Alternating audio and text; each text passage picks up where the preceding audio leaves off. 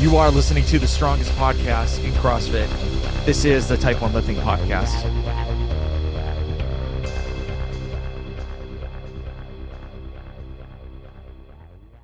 Before we start the show, I would like to thank the sponsors that are helping this podcast grow. The first one is Liberté Lifestyle. They have the best knee sleeves in the game. These knee sleeves are absolutely no joke. They gave me a promo code too as well, Type 1, to get 10% off each item you buy. They also have women's clothes, men's clothes, wrist wraps, pretty much you name it, they have it. And the second one is Hero Barbell.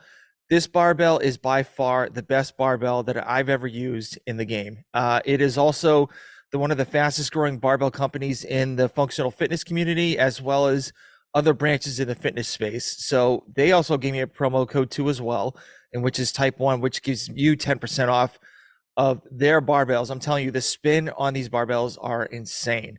But these are the two sponsors I have, and I want to thank them so much for being a part of the show. And now, here we go. All right, guys, welcome to another episode of the Type 1 Lifting Podcast. I have a second time around guest, the meme lord, Rodrick Lopez. Man, thank you for coming on. Heck yeah, dude. I'm stoked to be here. It's weird. It's like it's still getting dark super early, so I've got my light here in the background, and it's only 5:30 over here, but already dark. I'm excited for it to be light outside again. Yeah. So was it a couple days ago that it kind of switched over from like the darkest day, and I think now it's coming back around? That's what I heard. I heard it was like this is the shortest day of the year, and now the days will finally get longer again, which made me happy because it'd be 4 p.m. and it's like pitch black outside. You're like, man, I'm tired. Oh, it's 6. I still need to do things in my life. I still need productivity in my life. Yeah, that was like when I was living up in Massachusetts. It was like around like 8 o'clock, it started getting a little bit lighter, but then 4 o'clock came around and just instantly dark. And so it's just like I was working at the hospital, so it was like literally, going in at dark and then coming out at dark, and it's just like, this is awful. Yeah, you don't want to do anything. Yeah, and it's like put your jammies on. Yeah, you try to work out, and it's just like you just pitch black everywhere, and it's just like, no bueno. Yeah, not the vibes that we're looking for. Yeah, I like the summertime vibes. Yeah. So lots of things have changed for you since the last time we talked. So yeah, you sold your gym. Sold the gym. So, and I mean, you're blowing up on like Instagram, YouTube, especially on the shorts versions and stuff like that. And, you're doing a lot of other things, but I kind of want to talk about you selling the gym. So okay. I did watch the video of you selling, the reason why you sold your gym, but for the people that didn't see that YouTube video, what was going through your mind, throughout the whole process, and, how did it, the final ending be selling the gym? Yeah. For the people who know the entire story, I'll keep it as short as possible. My intention was to never own a gym. I always wanted to work in a gym. That was always the goal. Work in a gym, do one-on-one training, also coach group classes because I absolutely love CrossFit, and was forced into owning my own gym. We can go into details if people really care, or DM me, whatever. I'll talk about whatever. And I got to my 3-year lease, and I got an email from the landlord. They said, "Hey, are you going to renew your lease?" And I had, again, because my passion was not in growing my own gym, it was exhausting paying the bills. I was essentially just hanging on to enough people to pay the bills at the gym. And I had hired an accountant about a year before deciding to sell the gym. And I had told him, I was like, I don't think I want to do the gym thing anymore. And I went on like an Excel document, put every single expense. And I do this all the time. I love money. I love analytics. I love looking at numbers. And I did all of that, wrote everything down. And I was like, how much do I need to net profit in my life to survive, to pay my mortgage and to buy food and insurance, like the bare minimum essentials of my life? What do I need? And when I got that number, I thought to myself, man, I essentially gave myself another job, a full-time job owning the gym. I wasn't profiting very much. So the number I saw to net, I thought to myself, I can make this happen with the content that I'm creating. I know I can. So I gave my accountant a call. I gave him a heart attack. I was like, I'm closing my gym. I'm going to do all this stuff. What? And I called one of the people I was working with and I said, hey, look, I've been doing your content for a little bit. Is there any way that you'd be willing to pay me a little bit more money or pay me some money for the, the people that I was just kind of trying out, creating content for them? Would you be willing to pay me? And I had a number in my head, but I didn't want to say anything because I wanted to see what they said. And they gave me a number, boom. And that first number already covered my bare minimum expenses. So I was like, okay, this is so I can keep this gym and essentially use it as a way to, write off more things. But I live, quite a few miles away from the gym. It was just a commute. I give myself another job. So once I had the number, and I actually called another one of the people that I was working with, and I said, hey, I want to do content, blah, blah, blah. They gave me a number. So I went from this idea of like drowning in bills, being just so stressed out about where my rent's coming from, where my mortgage is coming from, to wow, if I close the gym, I will now net profit, double the amount I was at the gym with less driving, less clients, less time, and more of just creating. So that's when I made this. I went to the gym the next day and I told everyone, I was like, hey, I'm not going to have the gym anymore. I'm not going to renew my lease. My original plan was to not continue doing any one-on-one coaching. And quite a few people were like, you better keep coaching me. I'll be very upset if you stop. So I said, you know what? I can give you guys a day, 1 day a week. I'll for sure do it, but I can't give more than that. And if none of those times work for you, I'm sorry, but that's the only times I'll be able to do this. And it's always crazy when you have your entire schedule open, nothing works for anybody, but the second you close all your schedule and you only have these times available, they make it work. So everybody made it work. A few people, weren't interested in continuing, which was fine with me. I wasn't going to do it anyway. So I still have quite a few of my athletes there. I pay to use a gym instead of having my own gym, which cut expenses quite a bit. And now we haven't looked back. And that was, I gave the keys back, I think like the day before I got on the plane to the Rogue Invitational. No, the games, the day I was driving to San Diego, I stopped by the gym, gave the keys back, and got on the plane to go to the CrossFit games.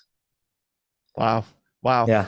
So it looked like you kept some of the equipment, but did you keep all of it or? No, shout out to, I wish I knew the name of the gym. This guy DM'd me on Instagram when I mentioned, hey, I'm getting rid of some of the things, blah, blah, blah. And I had a pegboard that one of my friends named Dan made. And I didn't have a place for the pegboard. There was nowhere to put it up. I'm not putting it up in my house. And he said, hey, I'm interested in that pegboard. So I said, look, I'll give it to you for free, but you have to promise me that you put it up and use it because I've had it in my possession for 3.5 years and it hasn't been used. They said, totally cool. Then I got another DM and I said, hey, are you coming on this day to come pick up the pegboard? And they said, yeah, I'm also interested in the rig, this, 2 barbells, this. And I was like, this is like fake. This can't be real because this is almost everything that I was really stressed out about selling. The big items. Nobody wants a 15-foot high rig that has 4 pieces to it in their backyard. And they said, yep, no problem. That's what I'm looking for. My gym is opening up like a personal training spot.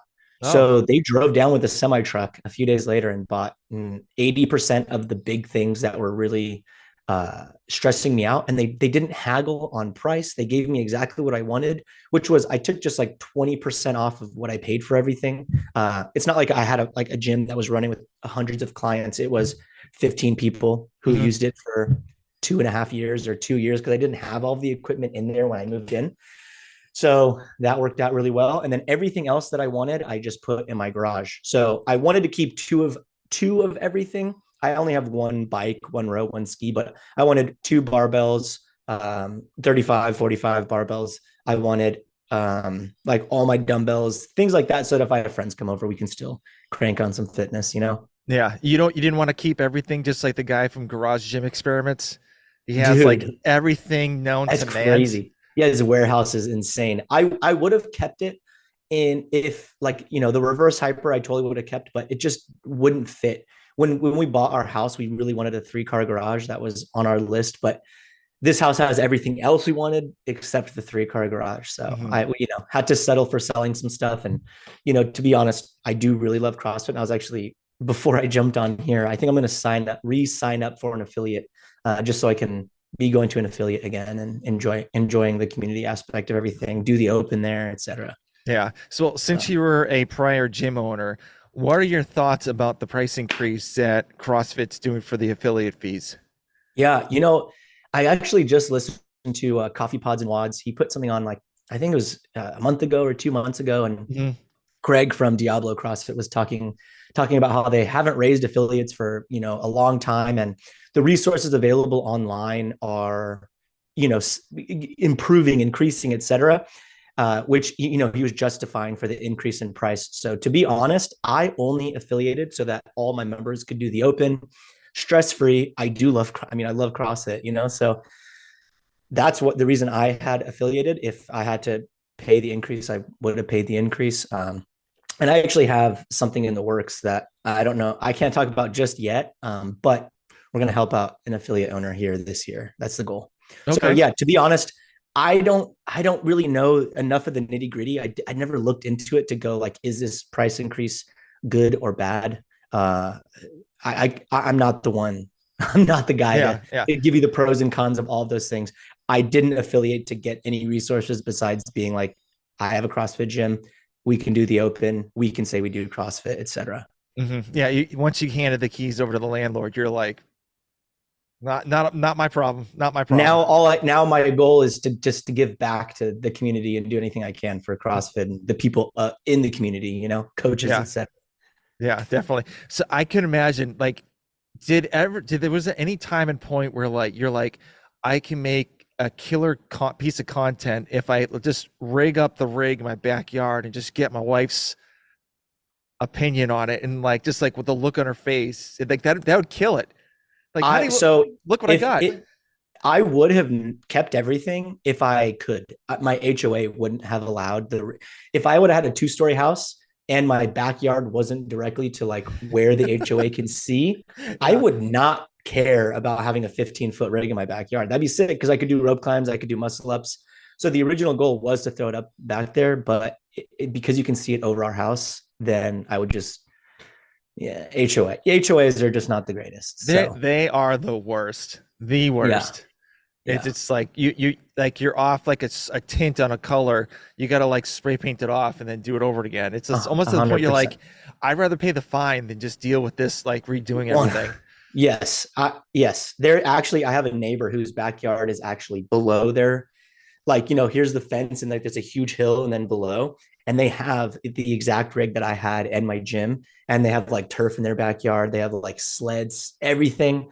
But because the HOA can't see it from the street, it's okay. Yeah. So Yeah. yeah, my wife would have been down to have a full rig in the backyard. Really? Okay. Yeah, Okay. Yeah. yeah. My She's my very supportive of literally everything. Yeah, I can't. She's supported me throughout everything. It's ridiculous. I don't even know how, why. I'm like, I look back into the things that I did, and it's like I was coaching for like $1,000 a month, and I moved to San Diego, and we were just living with 5 roommates, and then all this stuff happened, and she's never batted an eye or even questioned what I wanted to go do. So shout out to her, big time. that's love. That's absolute Yeah, love. So true. yeah, that's crazy. But is there a time when it was a little rocky at the gym before you left, and then like you and your wife like earlier were like, okay, this might not work out, like maybe we should just like cut off the lease early or whatnot? Yeah, so it's kind of funny. This is interesting. My wife and I actually keep our finances separate, and this has kind of been like a cheat code in our relationship. I know some people might not agree with this, but for our whole relationship, we've always paid a percentage of our income towards everything we're doing, our mortgage, our bills. So if she made more money than me for a very long time, and that we would pay, it'd be the percentage of her income is the same thing I'd pay. We'd go on vacation, be percentage. I'm very, very grateful that now I'm able to pay more, more of it because my income has increased. So really, any decision she makes with her money, it's just like whatever she wants to buy, like a cool knife or memorabilia or whatever she buys.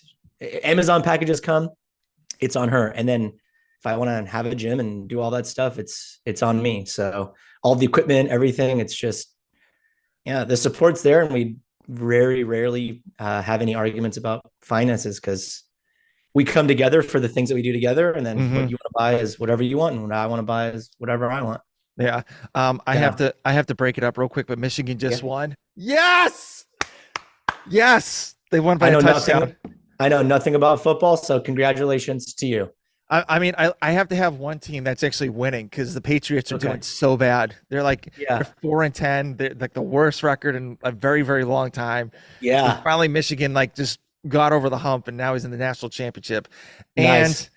I scheduled the podcast on Monday, and that's Uh-huh. when they have the championship game.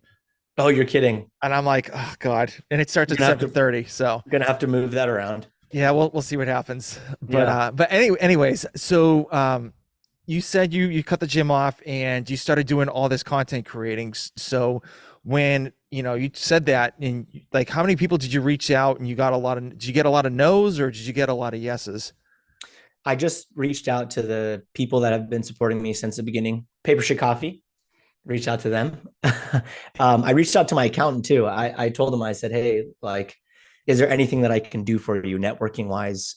Getting people when we chatted initially, I was going to start doing a like regular CrossFit gym, have classes, etc. So that was the original goal.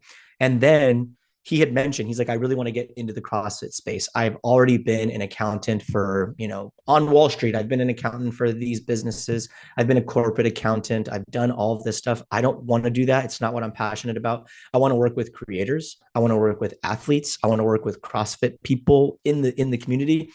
So I was like his first trial person. Like, can we make this work? So when I told him, I said, well, what if when we go to these events, I just introduce you to more people and you get to know whoever it is. Now I can't speak on the accounts that he does work with, but he definitely has gotten into the CrossFit space. So if there's any creators, athletes out there, check out Jonathan, the accountant, the fittest accountant. He's on my Instagram if you're interested.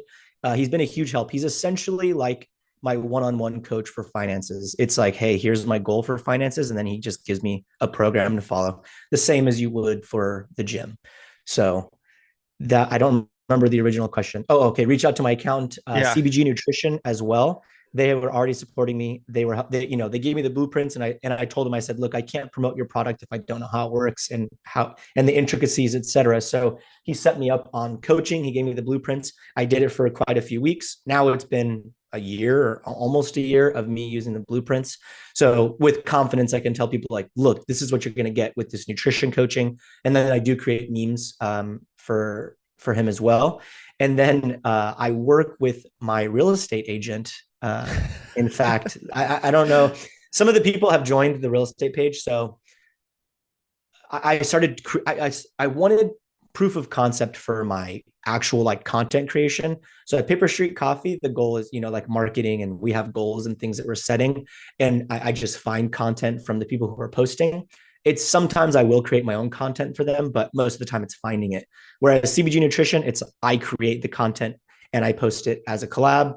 My accountant, it's networking and helping him get his message across to the right audience. And then my real estate agent, I told him, I said, hey, look, I can create memes the same way I do with Meme for Time, where it's entertainment and CrossFit education and coaching and being an athlete and being in this CrossFit like ecosystem. I think we can do the same thing for real estate. I want to see if it works. Will it get views? And can I, with my little knowledge of real estate, can I create things that people find funny and what's the word I'm looking for?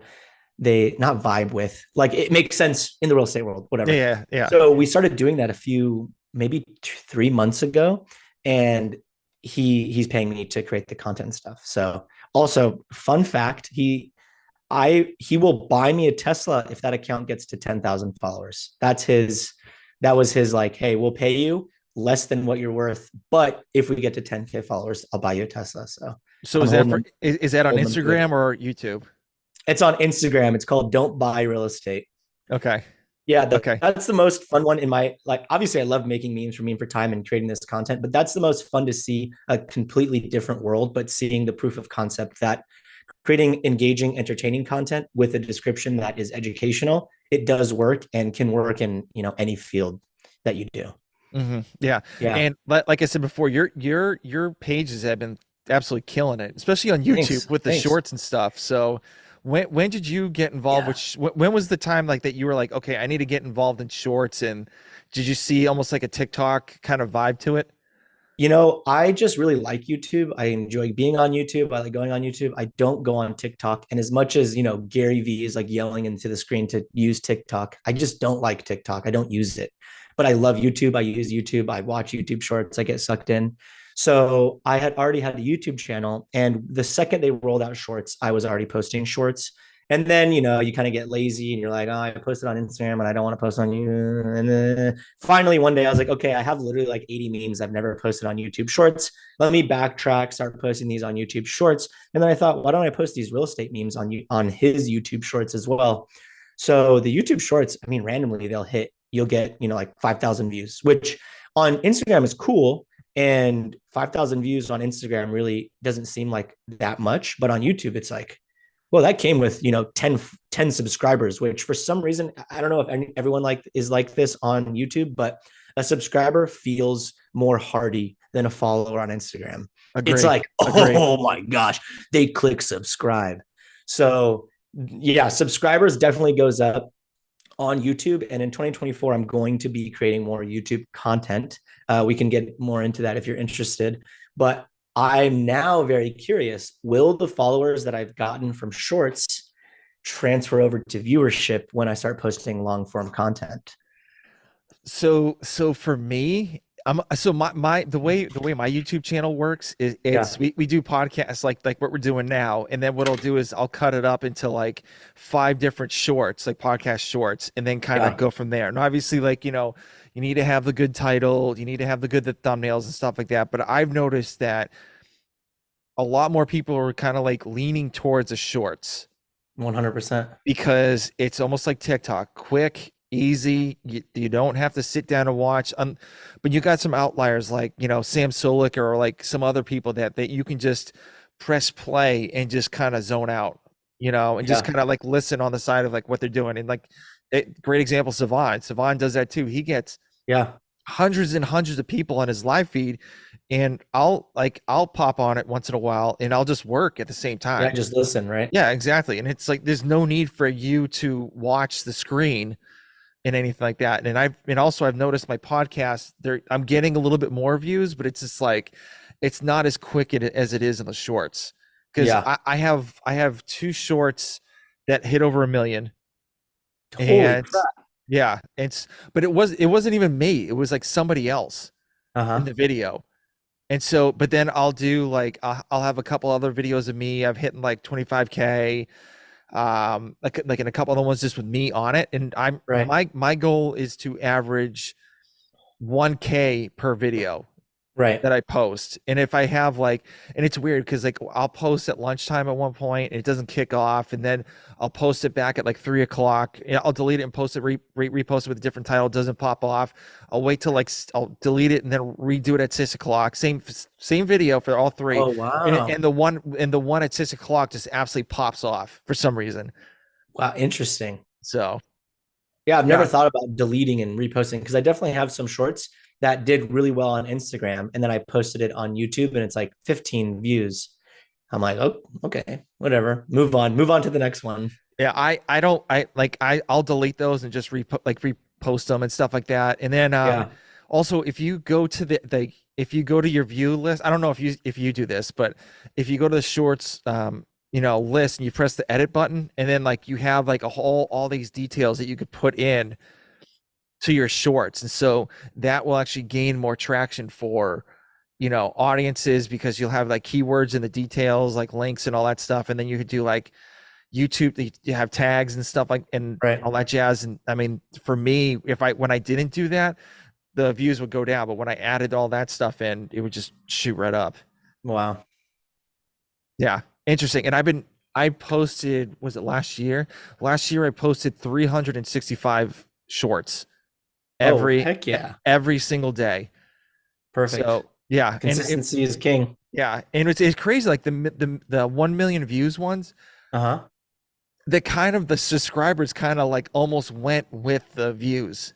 Like Right. 1.4, like it's like one episode, one video is like 1.4 million views. I'll have like 1,400 subscribers or like 800 subscribers, and then the next one was like 1.2, and then I'll have like another 900 on that too as well. And Yeah. then I had another one.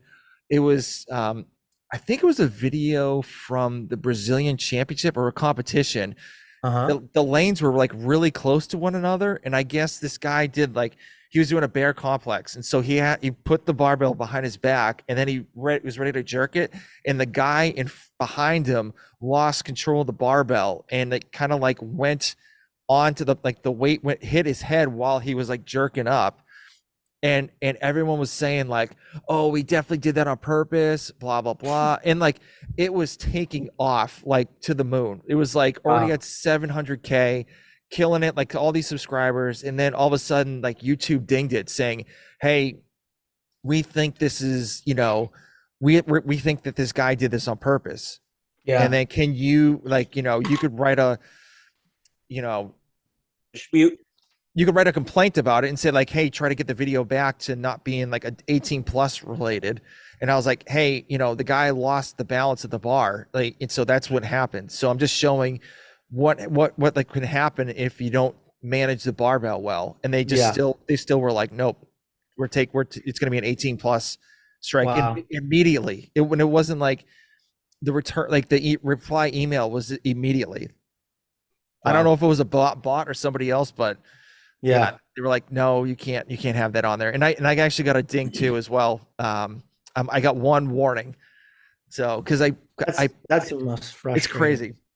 But That's the I most frustrating part of social. yeah. But the thing was like I kind of agree. I don't agree with it, but it was this girl that was on a gymnast like a circus bar, like a swinging bar, Yeah. and she flipped backwards and her pants got caught on the bar, and their pants like just came right off. Slipped off You could see her butt and everything like that. But like she had underwear on, but they're like, no, no nudity. You can't do this. It's Yeah. like making fun. I'm like, okay. So I literally deleted it, and they're like, you have a warning to like March 18th or some shit like that. On YouTube. Mm-hmm.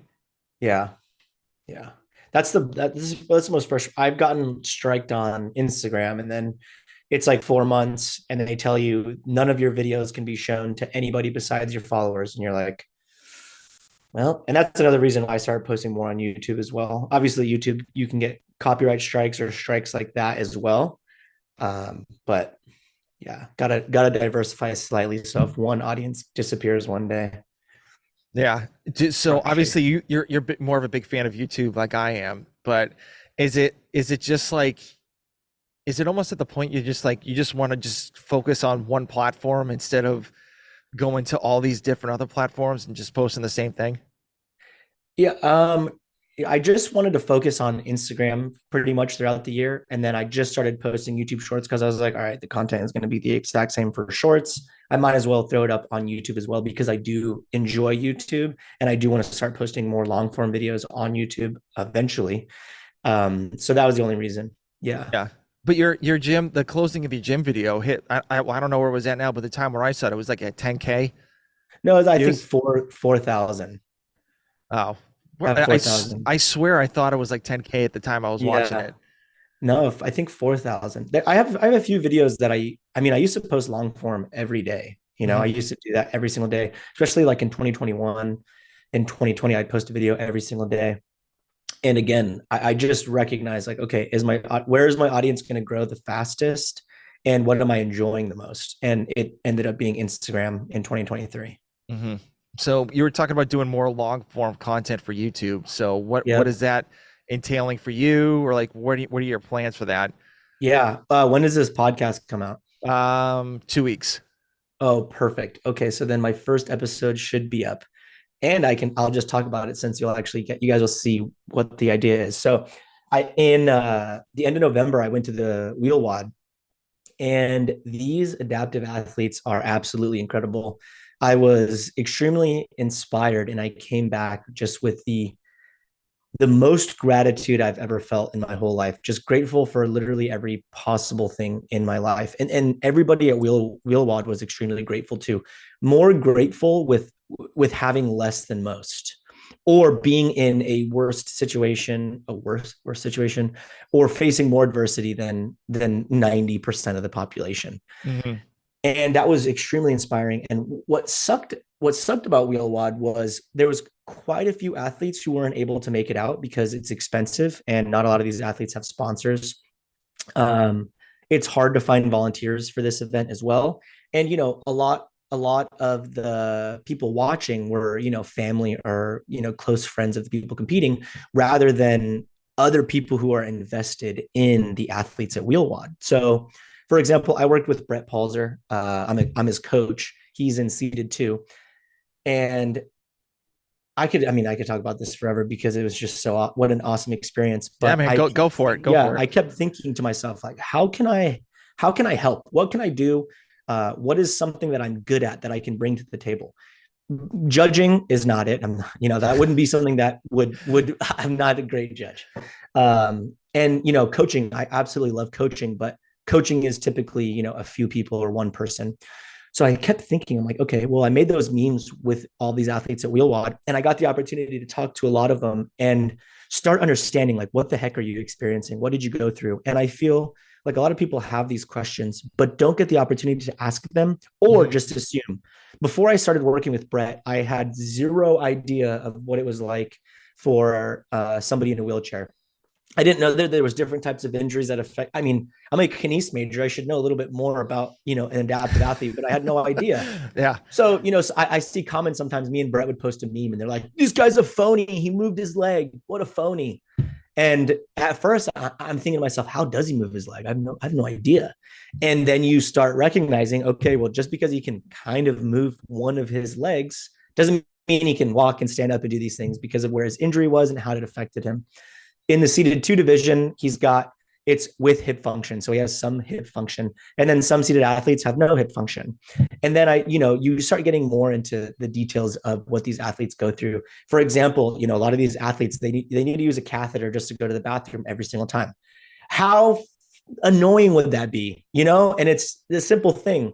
Going number 2 is not even something I'll get into in this situation, but it's something that we just take for granted. Every time we go, we just go, boom, done, later.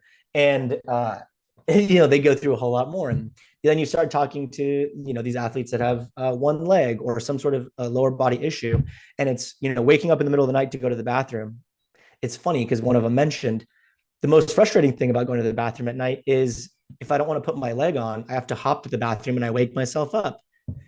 I never thought about that. Yeah. So I started thinking, like, man, this is crazy. Their stories are freaking incredible, and they're interesting. And if I had the opportunity to ask them the questions that I was asking while I was at Wheelwad, so many more people, I feel like, would be invested in their athletic endeavors, their journey. And it would make the, athletes more marketable themselves as well, because people would be invested in their story.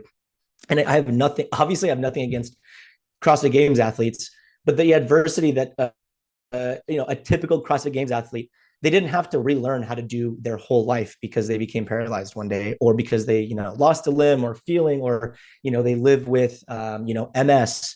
One of the dudes I was talking to there, he's like, yeah, I woke up one day and I couldn't, he said, so the whole story was, I woke up and my leg felt kind of heavy. It was super weird. Next day, I had to really think about moving my leg. Weird. Next day, I couldn't walk and my arm didn't work. And I had to call the hospital and go to the hospital. And then I realized that I have MS. And I have no history of it, no family history, no nothing. Just woke up one day, boom, and now I have MS. And I told them, again, I told everybody when I was there, I was like, look, I don't want to offend you in any way, but can I ask questions candidly? I just want to ask what comes to mind. And everybody I chatted with was totally down. So this guy, I was like, hey, man, what division are you in? And he's like, neuro. And I don't remember if it was neuro, moderate. I don't remember the moderate, major. I don't remember. There's another one, minor. I don't remember which one what he was in. And I was like, okay, you're in the neuro division. Why? You look just like me. It doesn't look like you have any issues exercising. Can you give me more details on like, what brings you into this division? And he said, well, a lot of times after I work out, I can't control my body. It might feel like I'm on fire. Things happen, like I have like convulsions, whatever. And I said, oh, I think I did see you getting, iced down after that event. Can I record you the next time I see that happening? And he said, yeah, for sure. And it's crazy. He finishes this event and he says it typically happens when he goes really, really hard. He's got to get dragged off the floor. He's, shaking like crazy and he can't control himself. The entire medical staff is putting ice bags on him. But everybody at a regular CrossFit event would be like, oh my God, what's going on? Call the ambulance. Everybody here is like, yep. Yeah, he's good. He's good. Just looks normal. Look, and I have the video on my phone. I'm afraid to post it because I'm going to get tagged for something on Instagram. But if people would see the behind the scenes, the stuff that is going on, the reason these people are in these divisions, it would help one bring more more eyes to the athletes, but also more light to people who are experiencing the same disability.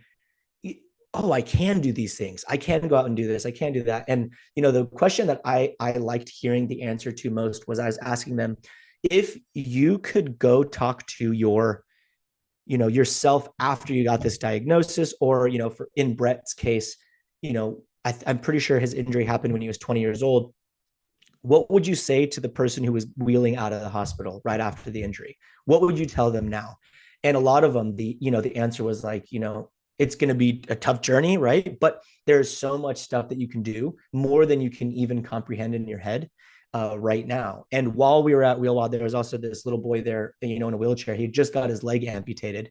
And it was very cool to see all these other, wheel athletes going to talk to this kid and being like, yo, man, it's going to be good.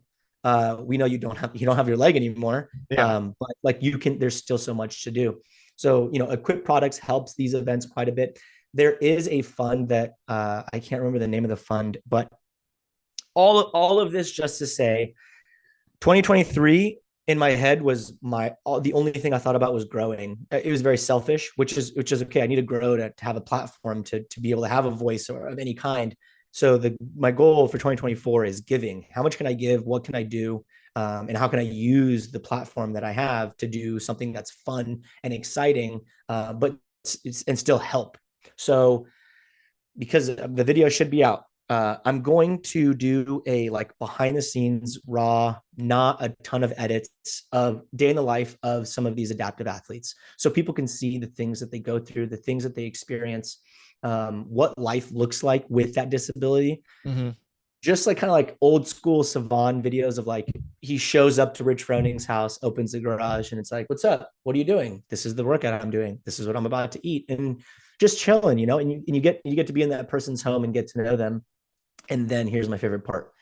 We're then going to take the adaptive athlete to a CrossFit Games or CrossFit semifinals athlete, and have that CrossFit Games or semifinal athlete try to do an event or workouts or pieces of a workout as if they were the adaptive athlete. And then, talk to the camera and tell them their experience. So people can really understand how freaking hard it is to do a lot of these movements and, or, any of these things that they do with the disability. One example is Victor. He's got one arm. He does one arm rope climbs. How freaking awesome is it going to be to watch a CrossFit Games athlete try to complete a workout with one arm rope climbs? They may be able to do it, right? They may be strong enough and have a strong enough grip, but it's not something they have to always do in every workout they do. So I think, and I hope, people will be invested in their stories and want to learn more about them. And we're gonna raise money for that fund through my real estate agent. He's already told me, he said every sale we get the entire year, we're going to donate a percentage to, I should just look up the fund real quick, to be honest. The fund, and the fund is going to, yeah. So the guy that you interviewed, was that Brett Horchar? Is it Horchar? Are you talking about Brett with MS? Yes. Yes. Yeah. That's Brett. But then I'm also talking about Brett Palzer, who's a seated athlete. Oh, okay. So I actually interviewed Brett MS with on my podcast, and he actually said the amount of hate that he gets, that people like just talk shit about him, like saying like, oh, you don't have this disease, you're perfectly fine, is like so much. He gets like a lot in the comments or like DMs and stuff like that. It's insane the amount of hate that this guy gets for a disease that like no one else really sees except for him and like everyone else. Right. What's crazy too is I talked to another lady with MS, and she mentioned that they have to do essentially chemotherapy drugs every 6 months to hold the progression of MS, which again, I know nothing about any of these athletes, which was interesting to go to this competition and really learn. And again, everyone was very open and just talking about their experiences and what they go through. The fund is called Team Sum Assembly Required. So that's the idea for 2024. I want to try to do at least one of them a month, meet up with one of the adaptive athletes and do that. I have 2 lined up so far. Hopefully the first one does good, and these will be long form videos on YouTube. And in the description they'll be telling people exactly what how to support, what you can do. And then obviously I'm going to try to convince Paper Street Coffee, Podium, everybody that I can think of to go to the event. Podium was actually there this year, which was cool. Awesome. And just if we can just get more the bigger the brands we can get as well from CrossFit to the event, the more likely I feel like people will show up. Even if it's like, okay, well, I want to go try on these clothes. Well, I'm here. I might as well watch some of the events. My wheels are just turning on. How can we get more people here to support these athletes? And then I was talking to some of the blind athletes, and I told them, I said, how the heck are you guys not sponsored by Sunglass Company? You are literally wearing sunglasses 24/7. It doesn't make any sense that a sunglasses company would not hit you up to sponsor you to wear sunglasses. You'd be wearing them all day long, you know? Yeah. So yeah, that's the goal, 2024. Yeah. You got to hit up Good R or like Blenders or something like that to get those guys to sponsor some of those people. I'm hoping once we get the ball rolling, people will see it and be interested in donating. I mean, because this fund, it's a 501c or whatever they call that. Mm-hmm. They can get a tax write-off, and I know some of these companies need the tax write-off. So why not kill 2 birds with 1 stone? Get a tax write-off, also help these athletes get to these events. The more athletes we can get to these events, the bigger each division is. And let's be honest, nobody wants to go to a competition and you're the only person in your division, or you're the only of one of 2. You want to compete. You're there because you enjoy competing. You want every single person in that division around the world who made it to the competition to have the ability to show up. So yeah, definitely. Let's get them the ability. And the awesome thing is like you said before, people with these disabilities love to talk about it. Because like including me, I'm a type 1 diabetic, but like I'm not like living the way that these people are. But there's a lot of people that need to get educated on diabetes, MS, or being in a wheelchair, or like losing a leg. And that'd be, since you're doing that's awesome to at least get some of them exposure to show people like what it's really like to be with these situations. Yeah.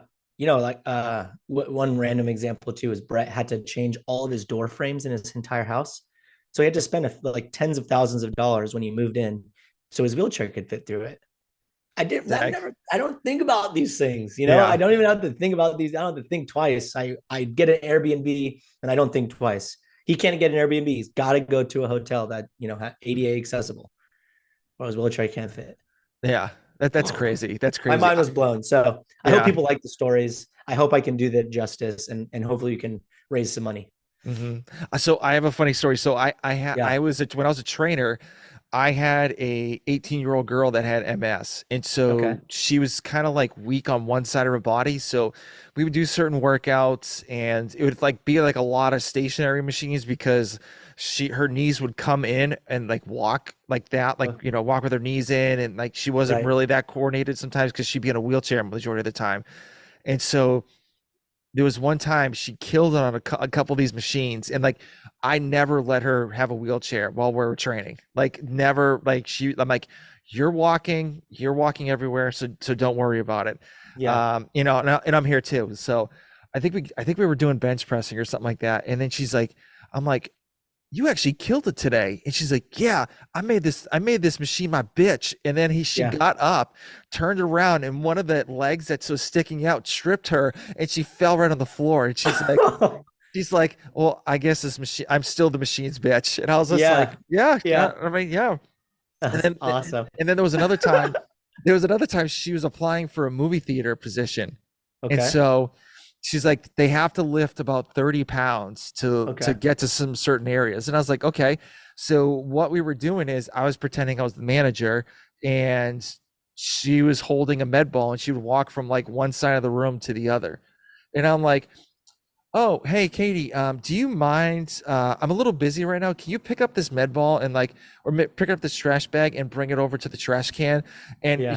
she knew it was getting a little hard for herself. And so she's like, Tom, I don't think I can. I'm really busy myself too. And I'm like, well, so I'm like, no, you're picking it up and like, going forward. So I got her the 30-pound ball after we did a Yeah. couple of pats on it. And she picked the 30-pound ball up, and all the weight in front of her she fell right down on the ground. And I Boom. was just like, okay, I think we're done. And she's like, yeah, that's a good choice. Yeah. Yep. But it's crazy, like the amount of stuff they have to go through, and especially with her too. She like, even when she was looking at colleges, she's like, okay, how am I going to get my wheelchair around? Or like, Right. where, are there a lot of hills? Are there, certain places, I have to, not be around? And like, are there dorm rooms that are on the first floor that I can go to? Is there an elevator if I have to go to the top floor? Right. All this stuff. It's crazy. Yeah.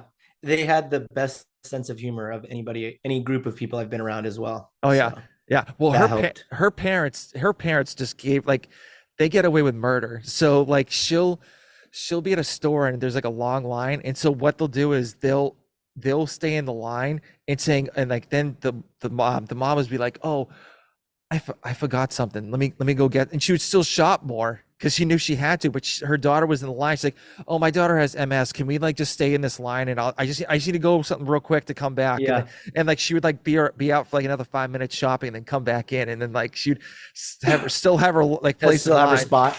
Yeah. Yeah. Yeah. The parents were like, whatever. So they kind of went with it too. Yeah. Brett is, he always says, he's like, I'm in a wheelchair so I can park in the front always. So I did see a lot of the memes that you did at Wheelwad, and Yeah. they were absolute gold, especially with Thank the you. one with you spotting your client, and then Yeah. the owner of the Wheelwad was like beating him. Oh, And yeah. then Kevin. then Kevin, was it Kevin Ogar? I think. Kevin Ogre. Yeah, yeah. Yeah. So he was like beating him, and so you're watching him, and then he turns around and goes down the lane, and you fucking bull rush him and just slam him down the Yeah. ground. The best part about that meme was, so I told Kevin's been telling me since we met, I want you to push me out of my chair. And I'm like, dude, we can't just do this anywhere. People are going to be very concerned if they see me push you out of your chair wherever we are. Yeah, So yeah. now that we're real wad, I said, hey, this is the best audience for this. They might not be as concerned with your well-being because they don't like you very much for programming the workouts. So he said, I'm super down. Let's do it. What do we do? So I planned it. Then we had Brett and Kevin, doing the wall balls, and I needed the person, Kevin's wife, to yell and scream like, go, go, go, go, go. So the second we did that, an event had just ended, and everybody was kind of like looking at the lanes like, who are these? What are these people doing? And then they saw us like setting up the mats, and then they saw me practicing tackling Kevin. And then everybody got real interested on what the heck is going on up there. So when we started cheering, everybody in the audience ended up starting cheering too, just to kind of get the vibes going. And then the MC was, oh, this is, a meme. This is a meme for time. He's going to be making this, blah, blah, blah. And then I just absolutely wrecked Kevin, and everybody is cheering and laughing and thinking it's hilarious. And then we did it again because the first video that we got wasn't super clear. So we Oh, did it twice. And then after walking around, everyone was like, man, you don't know how bad I want to tackle Kevin. So everybody was just envious of that I got to just absolutely mash Kevin. mhm. So he enjoyed it. Everyone else enjoyed it. And it was, I thought that was like such a funny meme. Yeah. So which one out of all the memes you did, which one was that like your best one, or was it like another one that was like a close second? I think the stealing legs was number one. I like I that one. That stole was a good I one. stole Yeah. some I stole some legs, and the educational portion was, showing people like how much these legs are and how typically the insurance doesn't pay for it. They need to get grants, and the grants can take time, and Hmm. so essentially you're going to be in the hole for 50 plus grand if you want a leg, and it's not like one leg's good for everything. You need a leg to do other things fitness wise. It's like it's just another thing that people don't typically recognize. And putting your leg on for everybody isn't just like boom boom on off. It's some people have to like rub alcohol on their leg, and they have to like suction cup their leg, and they got to do this, and they got to pull this up, and then it gets sore, and then you got to cut in there, and then it's like, oh my gosh, Yeah. Yeah. so much work, dude, just to stand up. It's crazy. And that other one you did, the Tom Miazga, Oh yeah. that was Man, hilarious too. he's such a good dude. He's so nice. And it's funny because Brett is in the same division as him. Hmm. And you want to be mad at him for beating you, but he's too nice that you can't be mad whatsoever. And he was super down for the meme too. And so he's got cerebral palsy. So he says he walks around his house, but when he stands up, his legs are like, nope. So he said that when he did some sort of test, it was essentially like one of his steps is the same energy as 9 to 11 of our steps. Damn. So the energy it takes him to do one step. So he says he's in his wheelchair, like when he's out and about, and then when he's at home, he's usually not. So that's another situation where people might see him in a wheelchair and then they see him stand up and they're like, oh, he's a phony. No, it's just not how it works. You can't go through your whole day walk barely, like he wouldn't be able to hold anything like a glass of water. It would just spill all over the place because you know Yeah, yeah, so yeah. So I making yeah, so Katie, the client that I had, so I forgot she didn't have MS, she had cerebral palsy. So that's okay. how I totally forgot about it. Anyway, but yeah, Tom was telling me like of like his central nervous system would be fried. Like he did a back squat at one point. Yeah, I think he 300 did. pounds. Yeah, yeah, that was it. And so I guess his central nervous system was like so fried that was like almost his workout for like the whole day. Yeah, Just he getting to also that. yeah, he was also mentioning that like one of his legs is shifted slightly, so squatting and things could have like some detrimental effects to his back. And then if you watch Wheel Wad, they posted it online, you can see the harder he's going, like his legs are going crazy. He's like standing in there, and then you see Brett, and Brett's legs when his legs don't shake, but his legs start shooting up and like going all over the place. He's benching, his legs are extending and turning, and so yeah, it's Yeah. crazy. So with your client, so Yeah. how much did they have to pay just to even get there and get a hotel room, especially a specific one for them is and Yeah, like and even man. with the prize money, I don't think the prize money is even nowhere near Yeah, the no. the amount of that they pay to get there. So I don't actually know how much Wheel Wad cost, but he told me that Wadapalooza, everything included, almost cost him about 5 grand. So and it's not Jeez. like the prize money is not 5 grand, even if you win. So it's like they do it because they love it. Uh, so hopefully we can create more opportunities so that they can do it, love it, and also not have to spend all their money to get there. Yep. So I know you were talking about earlier, you've been to Rogue, you've been to the games. Actually, you went to the games, you've been to Wheel Wad. I think you were in Wadapalooza last year. So Yep. you've been to a lot of, festivals, or competitions throughout the year. What has been your favorite one and um, what could make it better for Oh man, people? that's a good question. They all have different vibes, and there was parts of each that are really fun. Wadapalooza was last, so 2023, a year ago. Wadapalooza was kind of the first time I had like a group of people that I was hanging out with instead of just me and Dominic in a hotel room by ourselves. It was cool to have friends. It was nice to have friends. And everybody at Wadapalooza is pretty chill. Nobody is super serious. You know, the season's kind of just starting. Nothing's really going on. And it's very laid back and chill. So that was probably the most laid back and the most fun I had overall.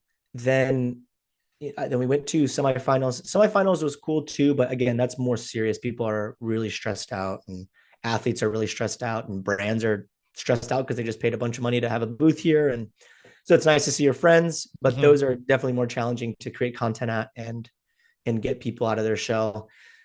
Rogue was pretty fun, but it seemed more low key than Wadapalooza. Wadapalooza seemed bigger.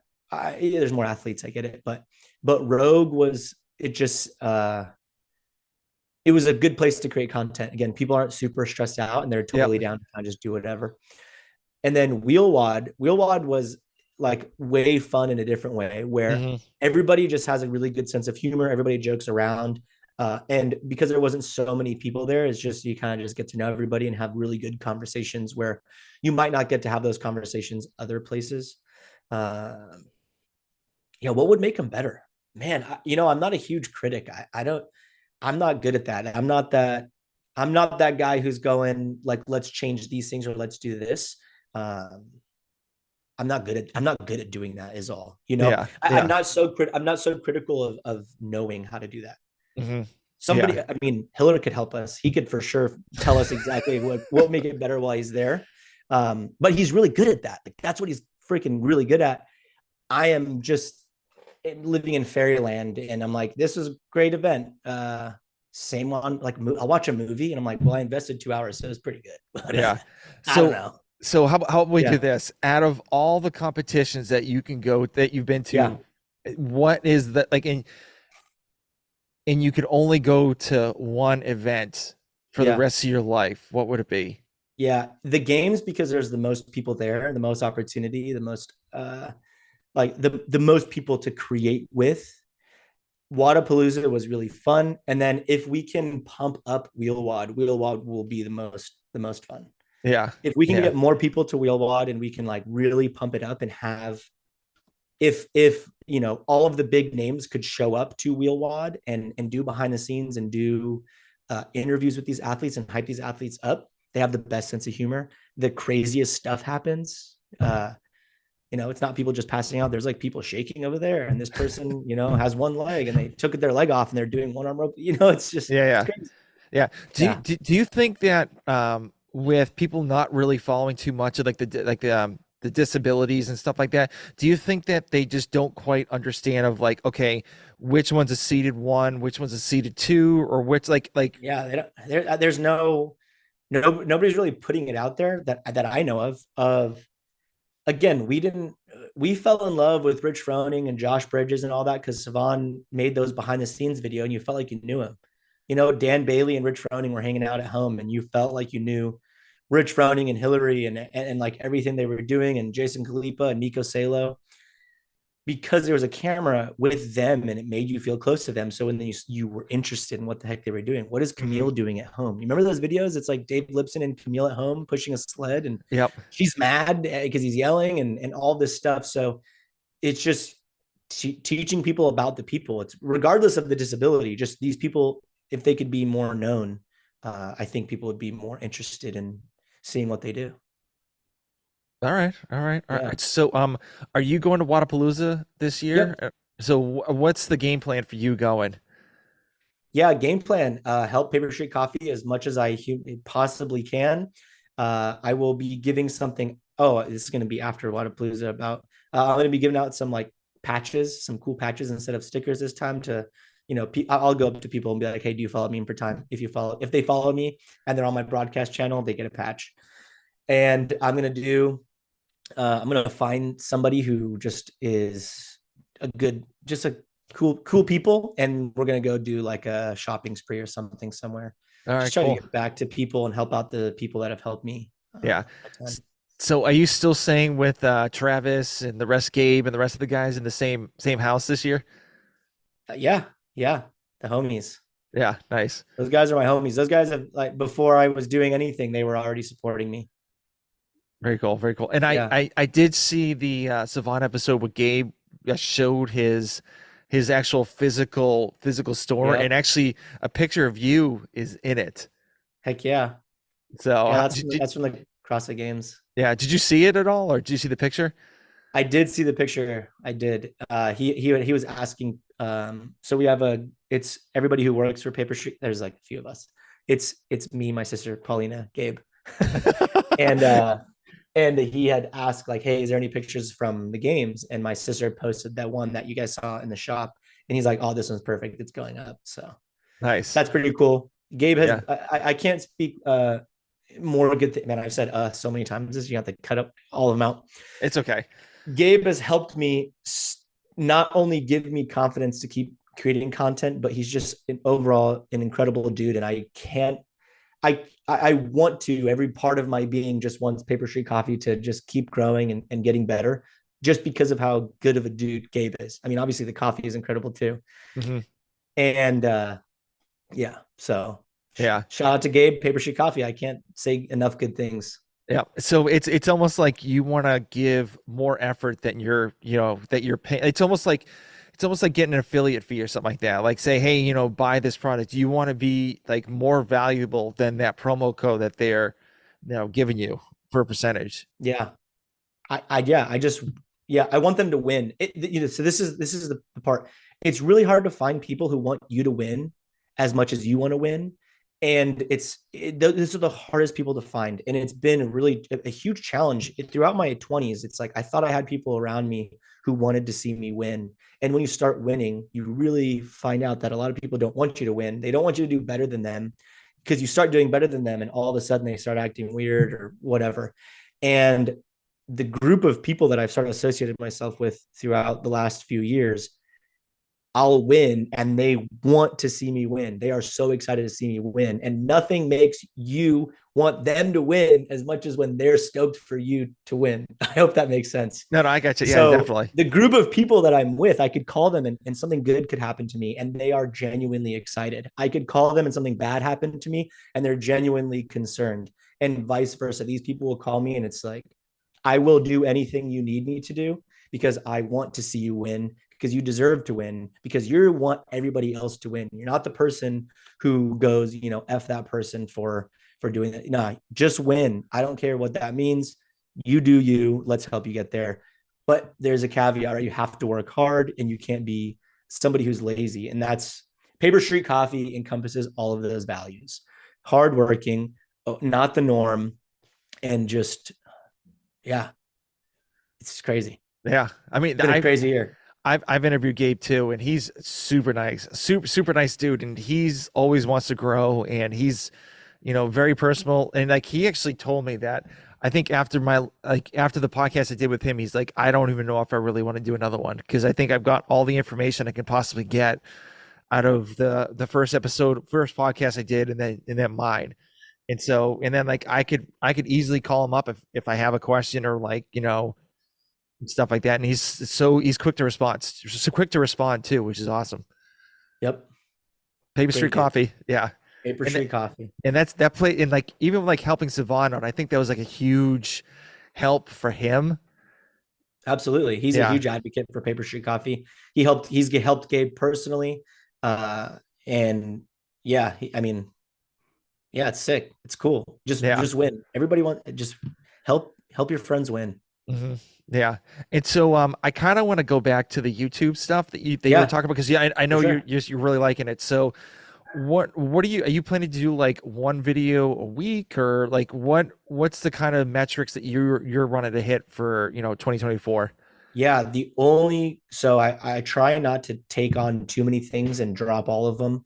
I did that a lot when I started, when I opened the gym. I started a supplement company. I did too many things and I just juggled too many things and they all fell.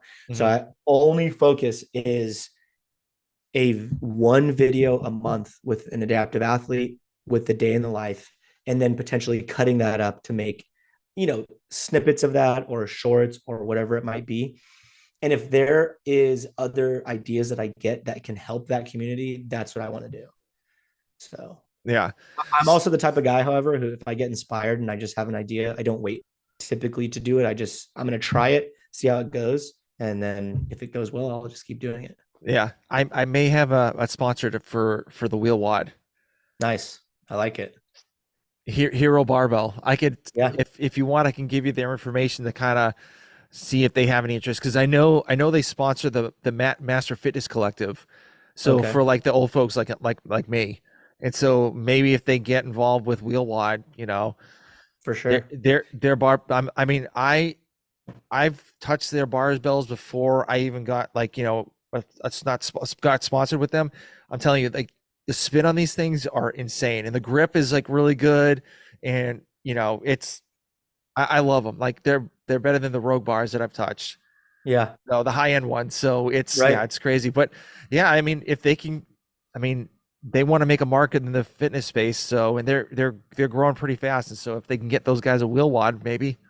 For sure. I want to create the first video and I don't want to pigeonhole myself into like these are the three people sponsoring this. What I want to do is open it up to, hey, Anybody. Yeah. here is the fund. I am not going to take you on as a sponsor. I don't want the money. If you want to do something, you do it for that association or Wheelwad or Equip Products. Like I said, the 2024 is giving. So I try, my goal is to not take, right? So don't give me money, give them money and Mhm. let's see what happens. Yeah. So are you looking to do 12 episodes a year, or The goal is if you one a can? month. We'll Yeah. see how long it goes. We'll see what happens. I mean, if people absolutely love this and I can spend more time doing it, then I will definitely open myself up to doing it more. If I do, the first, 6 episodes and it's not helping, then I need to pivot to figure something else that will help more. How do we get more people? How do we get more eyes on it? So I won't, if it's not working on YouTube and I have to pivot to doing something on Instagram or something, I will. Hmm. But I'm Very really cool. hoping people enjoy these videos. I hope I can get my vision to look how I want it to on YouTube. That's been the biggest challenge is you have a vision for a video and then make that happen how you want it. Hmm. And like you can't really have a script too, because stuff doesn't happen always the right way that you like, you know, the right way that you want. Yeah. So especially with those athletes too, because you could have something happen to them, or, you know, a part of their, you know, their wheelchair breaks, or like something with their leg breaks and whatnot. And, you know, Yeah. but I mean, more dramatics, more views. Hopefully no dramatics No, so no, I'm that they just don't need kidding. to I'm just pay kidding. any money out of their pocket. But no, I get what you're saying for sure. I mean, we'll see. I'm very excited this first one. This first one I'll be filming on Friday. So today's Monday, a few days. We'll see how it goes. Yeah. I'm crossing my fingers. So are you looking for just people in the California area, or are you looking for like, even, are you looking to venture out even like to like the West Coast, or I mean, the East Coast or Midwest or whatever? I'll go ever. I'll do whatever as long as it lines up and I can make it work. Okay. All right. All right. How's the sauna you got in your house? I finally get the electricians out here tomorrow. I just had to wait, like New Year's and Christmas and stuff. They're all busy, booked up, whatever. And then the sauna, it requires like 240 volt and 30 amp or whatever. So you can't just plug it into the wall. And I'm so excited because I canceled my gym membership because they had the only reason I went there was for a sauna and their sauna broke. And I went in a few times and it's still broken. I'm like, yeah, I don't need this membership anymore anyway. But I've been without a sauna for like a month and I just really love it. So I'm very excited to get it in tomorrow. Yeah. I'm I stoked. Tomorrow night at this time, I should be in the sauna. Nice. Yeah, I used to go into the sauna too, and I loved it. And so then I moved, and there's like a global gym that has it, and I'm not Yeah, there. I'm at a 24-hour like powerlifting gym now. right, And so they have like, it's like bare bones. And so they don't have a sauna, they don't, like, you know, and right. it sucks, but you know, it is what it is. Yeah, for sure. I love the sauna, man. Oh, I cannot wait. And I can lay down in this one. Ooh. The gym I would go to is I'm gonna make a meme probably tomorrow if everything works out well of my experience at that sauna. There'd be people talking on the phone, yelling. They'd there would always be that dude, who wanted people to hear him talk about his money. I'd be like, oh, yeah, bro, if we just did like 10K, we did that, blah, blah, blah. And then you'd have, the old guy who sits in there for 2 hours butt naked. Just like the person who's just in there like spitting, sweating, not wiping their stuff. People, it's like, don't pour anything on the rocks, and they're just pouring stuff on the rock. Oh my god, it's just I didn't want to be in there. Yeah, yeah. Have you ever this guy that I follow? His name's is I think it's Eric Heinrich or something like that. Eric Hinman, Yeah, Hinman. That's it. I'm sorry. great He's guy. he's all about the sauna, and he has Oh like yeah, this like huge sailor hat that he puts like snow inside of it, and just like kind of sits yeah. sits on top of his head. He's a great dude. We made a meme 2 years ago at the CrossFit Games of trying to keep up with Eric Hinman because that guy he's like a volume junkie. Yeah, He just can do all of the things. So yes, he's the one who inspired me to get the sauna in the backyard. One day we'll get the automatic cold plunge thing going because I have an ice barrel. I just don't buying ice every day. I would literally be poor in a few like 2 months. It's expensive. So once we'll get that hooked up, I want the backyard to be my oasis, my recovery oasis. yeah. So Like shout out like to Eric Hinman. like palm trees and like Yeah, flamingos and stuff like that. 100%. I mean, I live in SoCal. Let's throw some palm trees up. Let's do some twinkle lights on the palm trees. We'll have the sauna back there. It's gonna be awesome. That's awesome. That's awesome. So we're getting close to the end, so I kind of want to Okay. go over the rapid fire questions. It's not rapid fire, so you can take as long as you want, pretty much. So I know you kind of talked about this in the beginning. So what are your goals since it's the new year, and happy new year, by the way. Thank you too. So what are your goals for 2024? Other, like personal wise, and I know you said this is like a year of giving. So what Year are of the giving. what are the other goals that you have in mind? Yeah. That's it. That's my only goal. Is so have you heard that the Dwight Schrute quote? He's like the Dwight Schrute quote when he goes, I think when I he's like, what the heck does he say? Um, when I think about doing something, I think, would an idiot do that? And if the answer is yes, I don't do that thing. Just instead insert like giving. So this year was growing. When I think about doing something, is it going to help me grow? If the answer is yes, I'll do that thing. So this year it's the year of giving. If I think about something and it will help to give more, I will do that thing.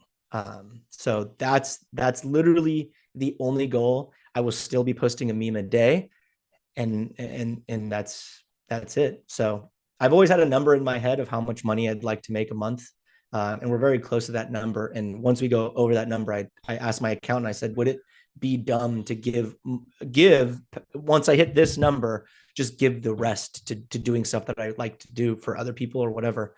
He's like, no, it's fine. We can do that. So getting my real estate agent within this to give back to Wheelwad and do that's the only goal. Can we Okay. make it happen? We'll see. All right. All right. Do you have a favorite book that you like to read lately? I haven't been doing a ton of reading. I listen to Elon Musk's newest book. That's pretty insane. Yeah, I can't think of a book on the top of my head. I mean, there's books that I've read that have definitely helped me be the person I am. The top ones people always say is like How to Win Friends and Influence People. Incredible book for relationships. Mhm. The War of Art is something that I've taken quite a bit of inspiration from this year. Those are the two.